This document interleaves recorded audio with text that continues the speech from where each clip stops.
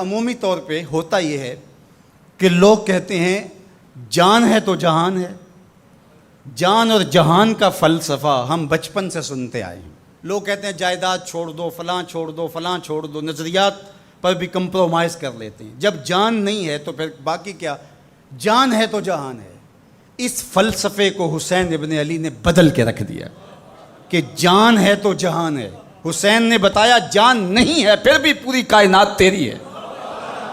لوگ یہ کہتے ہیں کہ اگر لٹ گئے تو پھر سب کچھ برباد ہوگا. حسین نے یہ فلسفہ دیا لٹ کے ہی تو آباد ہوا جاتا ہے. یزید سب کچھ بچا کے بھی نہ بچ سکا، حسین سب کچھ کٹا کے بھی زندہ و جاوید رہا.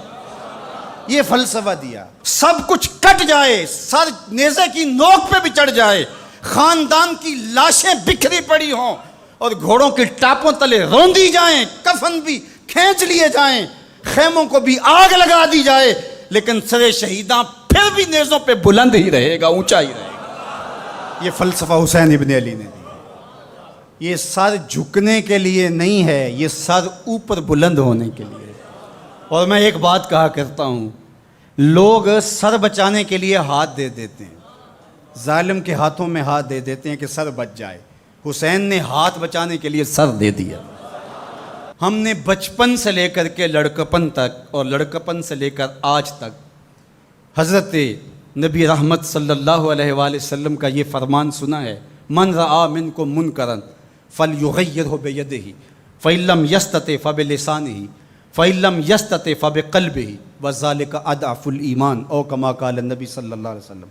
تم میں سے اگر کوئی برائی کو دیکھے تو وہ ہاتھ سے روکے، ہاتھ سے نہیں روک سکتا تو زبان سے روکے، اور زبان سے بھی نہیں روک سکتا تو کم از کم دل سے برا جانے. اور یہ سب سے کمزور ترین ایمان کا مرتبہ تھا.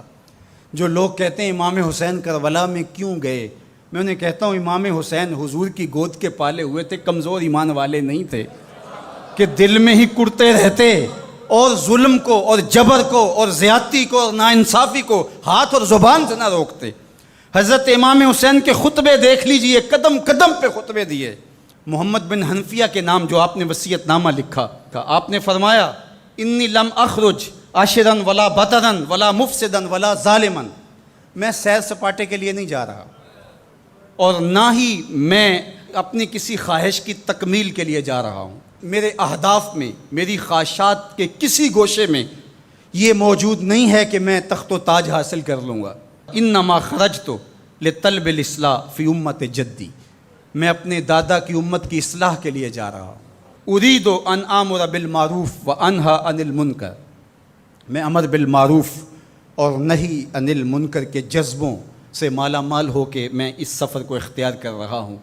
جب شریعت کا مذاق اڑایا جا رہا ہے، شریعت کی شکل بدلی جا رہی ہے، خلافت کا رشتہ قرآن سے ٹوٹ گیا ہے اور ایک نئی صورت دین کو دی جا رہی ہے، اور جو اس سانچے میں ڈھل کے دین نکلے گا وہ محمد عربی کا دین نہیں ہوگا، جو طائف کے بازاروں سے لے کے مکے کی گلیوں تک، احد سے لے کر غزوہ حنین تک حضور نے خود اور اپنے اصحاب کو تکلیف میں ڈال کے جو دین دیا، جو امت تشکیل دی.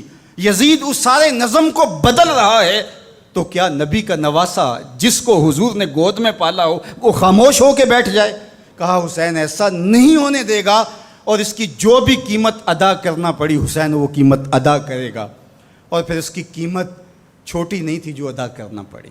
اگر حضرت امام حسین رضی اللہ تعالیٰ عنہ اس وقت کربلا کے تپتے ہوئے ریگزار میں، اس میدان حق و باطل میں اپنی قربانی پیش کر کے جبر کا راستہ نہ روکتے تو یہ بات اچھی طرح سے ذہن نشین کر لیجئے، اسلام کی یہ شکل جو آپ کو دکھائی دے رہی ہے یہ موجود ہی نہ ہوتی. دنیا کے اوپر کتنی تہذیبیں، کتنی ملتیں اور کتنی اقوام، جب ان کے اندر تغیر آیا تو وہ اپنی اصل صورتی چیزیں کھو بیٹھی. دنیا کے اوپر کتنے مذاہب، یہودیت کی شکل دیکھ لیجئے، کیا یہ وہی صورت ہے جو حضرت موسیٰ لے کر آئے؟ عیسائیت کی شکل دیکھ لیجئے، کیا یہ وہی صورت ہے جو حضرت عیسیٰ لے کر کے آئے؟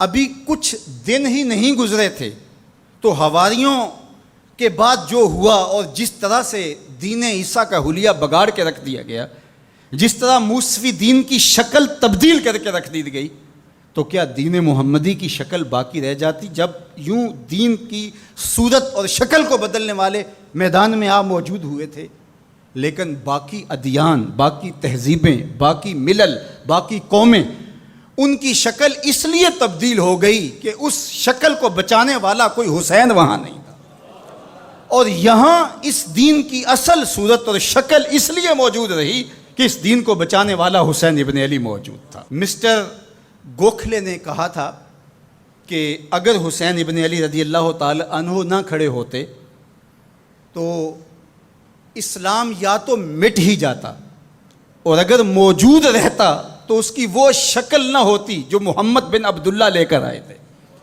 اس کی شکل وہ ہوتی جو یزید پیش کر کے جاتا۔ لیکن حسین ابن علی کی قربانی، ان کی نہضت کی وجہ سے، ان کے قیام کی وجہ سے، ان کے کھڑا ہو جانے کی وجہ سے 14 صدیاں گزرنے کے بعد آج بھی وہی اسلام ہے جو آمنہ کا لال دے کے گیا تھا۔ یہ حسین ابن علی کا کام ہے جو حسین نے کیا۔ اس لیے حضور نے ناز کیا حسین پر، کہا کہ حسین منی و انا من حسین، حسین مجھ سے ہے اور میں حسین سے ہوں۔ یہ مجھ سے ہے کہ میری بیٹی کا بیٹا ہے، میری نسل ہے، میرا نسب ہے، میں حسین سے ہوں، قیامت تک میرے دین کا جھنڈا جھولتا رہے گا، تو اس کی بنیادوں میں لہو حسین ابن علی کا۔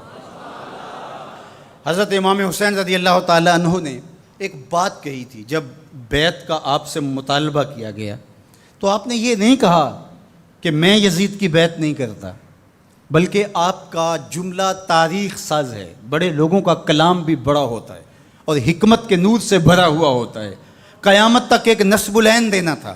یہ نہیں کہا کہ حسین ابن علی یزید کی بیعت نہیں کرے گا، بلکہ کہا مثلی لا یبایع مثلہ، میرے جیسا اس جیسے کی بیعت کیسے کر سکتا ہے؟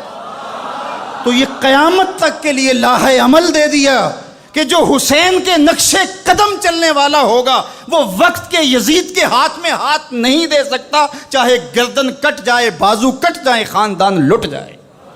یہ حسین ابن علی کا پیغام ہے۔